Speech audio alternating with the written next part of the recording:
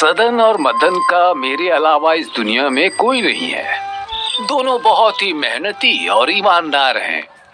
इनका खेत है और एक घर भी है। बहुत अच्छे। मेरी दोनों बेटियां भी सर्वगुण संपन्न हैं। दोनों एक ही घर में जाएं और साथ साथ रहें। मेरे लिए इससे अच्छी बात और क्या हो सकती है। तो ये मेरा वचन रहा कि आने वाली एकादशी के दिन हम मदन और सुषमा और सदन और प्रभा की शादी करेंगे। हाँ भाई साहब, ये बहुत खुशी की बात है। लीजिए, मुंह मीठा कीजिए। एकादशी के दिन सुषमा और मदन और प्रभा और सदन की शादी संपन्न हुई। पड़ोस की एक काकी ने उनका स्वागत किया। खुश रहो, खुश रहो। अगली सुबह दोनों सदन और मदन खेतों के लिए निकलने के लिए तैयार थे। सुषमा, मेरा खाना ले आओ। खाना बनने में थोड़ा वक्त लगेगा। आप दोनों खेत जाइए, मैं खाना वहीं ले आऊंगी। ठीक है। कुछ देर बाद प्रभा, प्रभा। हाँ दीदी, मेरे सिर में बहुत दर्द है, तुम ये बर्तन घस दो। ठीक है दीदी। आपका खेत तो बहुत बड़ा और उपजाऊ है। ये हमारे वर्षों की मेहनत का फल है। भाभी, इस गांव में सिर्फ हमारे खेत हैं, जहाँ साल के 12 महीने कुछ न कुछ उगते ही रहते हैं। ये तो बहुत अच्छी बात है देवर जी। चलिए, अब मैं चलती हूँ। प्रभा, ये क्या है?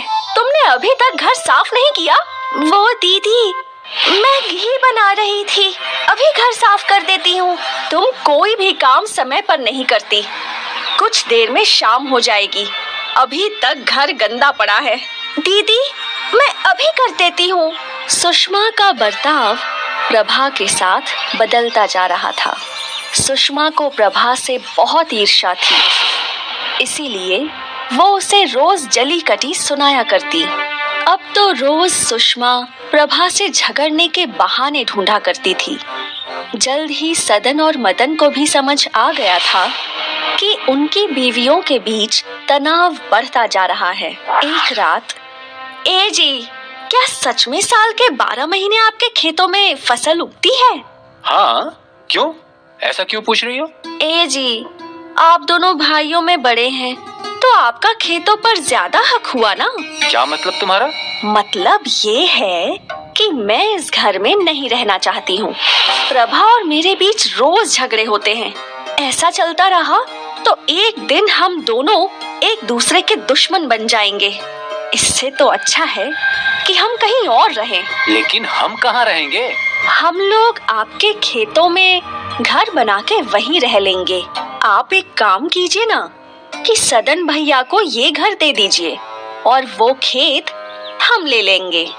इससे भविष्य में भी कभी हमारे बीच में कोई झगड़ा नहीं होगा। बात तो तुम्हारी सही है। कल इस बारे में मैं सदन से बात करता हूँ। भाई सदन, तुमने हमेशा मेरी बात मानी है। हाँ भैया, आप बड़े हैं तो आपकी बातों को मानना मेरा फर्ज है। आज मैं तुम्हें अपना एक फैसला सुनाने वाला हूँ। जी भैया। ये खेत और घर हम दोनों का है, लेकिन अब हमें बंटवारा करना होगा। ये खेत मैं अपने हिस्से में लूंगा और घर तुम रखो। लेकिन भैया, क्या हम सब साथ नहीं रह सकते जैसे आज तक रहते आए हैं? तुम तो जानते ही हो कि सुषमा और प्रभा रोज किसी न किसी बात को लेकर झगड़ते रहती हैं। इससे तो अच्छा है कि हम बंटवारा कर लें और अलग हो जाए, और भविष्य में हम दोनों में कोई झगड़ा ना हो। इसके लिए ये बहुत जरूरी है कि हम आपसी सहमति से बंटवारा कर लें। ठीक है भैया, जो आपको ठीक लगे। पता नहीं भैया ने ऐसा निर्णय क्यों लिया है। जो भी हो, हमें उनकी आज्ञा का पालन करना चाहिए। शायद दीदी को अलग रहने में ही सुख मिले। हो सकता है, लेकिन अब हमारा गुजारा कैसे होगा? खेत तो भैया के हिस्से में आ गए। आप घर के बाहर जो थोड़ी जगह है, वहाँ सब्जियाँ उगा लेना और मैं टोकरी बना के बेचा करूँगी। इससे हमारा गुजारा हो ही जाएगा। ठीक है, जैसी भगवान की इच्छा। और फिर सदन ने घर के बाहर ही सब्जियों के बीज बो दिए और प्रभा भी टोकरियां बेचने लगी। 1 महीने बाद एक जख्मी चिड़िया उड़ते हुए आई। अरे रे रे रे रे, इसके तो पाँव में चोट लगी है। प्रभा, प्रभा, हाँ जी। थोड़ी हल्दी का लेप ले आओ। ये पक्षी घायल है, इसके पैरों पे पट्टी करनी पड़ेगी। अब बहुत जल्द तुम ठीक हो जाओगे नन्हे दोस्त, और फिर से उड़ पाओगे। अब कुछ देर यहीं आराम करो। कुछ समय बाद वो पक्षी उड़ गया। प्रभा, प्रभा, प्रभा, ये देखो, हमारा नन्हा दोस्त हमारे लिए कुछ लाया है। ये देखो क्या है। अरे वाह, ये तो कद्दू के बीज हैं। आप इन्हें बगीचे में बो दीजिए। हाँ हाँ, ठीक है। अगले दिन जैसे ही सदन बगीचे में पहुंचा, वो कद्दुओं को देखकर चौंक गया। प्रभा, प्रभा, क्या हुआ जी? आप इतना क्यों चिल्ला रहे हैं? अरे ये क्या, एक दिन में कद्दू उग गए और बड़े भी हो गए। ये जरूर कोई चमत्कारी कद्दू है। लगता है उस पंछी ने जादुई बीज लाए थे।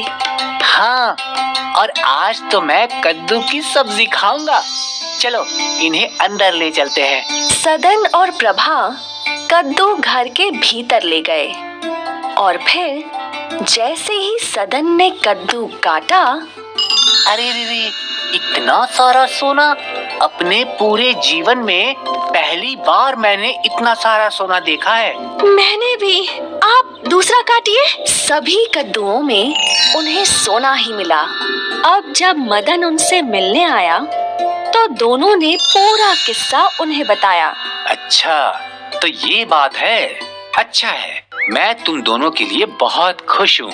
मदन घर आया और उसने ये सब सुषमा को बताया। अच्छा, तो इसीलिए वो इतने अमीर हो गए।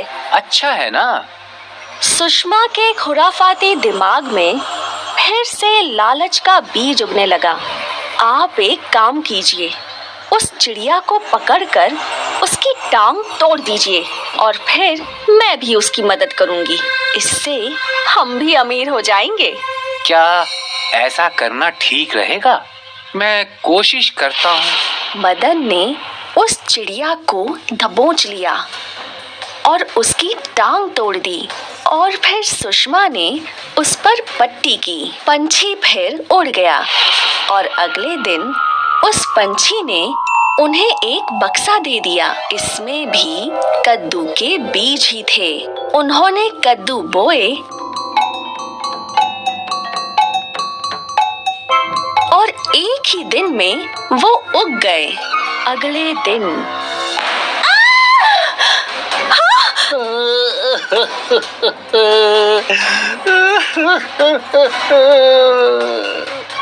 इसीलिए कहते हैं, जैसा बोओगे वैसा पाओगे। सुषमा ने लालच बोया और उसे बुरा फल मिला, और प्रभा ने अच्छाई बोई थी और उसे अच्छी जिंदगी का फल मिला। हाय, अगर आप मुझे ऐसे ही देखना चाहते हैं तो इस वीडियो को जरूर शेयर करें और हाँ, इस चैनल को भी सब्सक्राइब करना ना भूलें।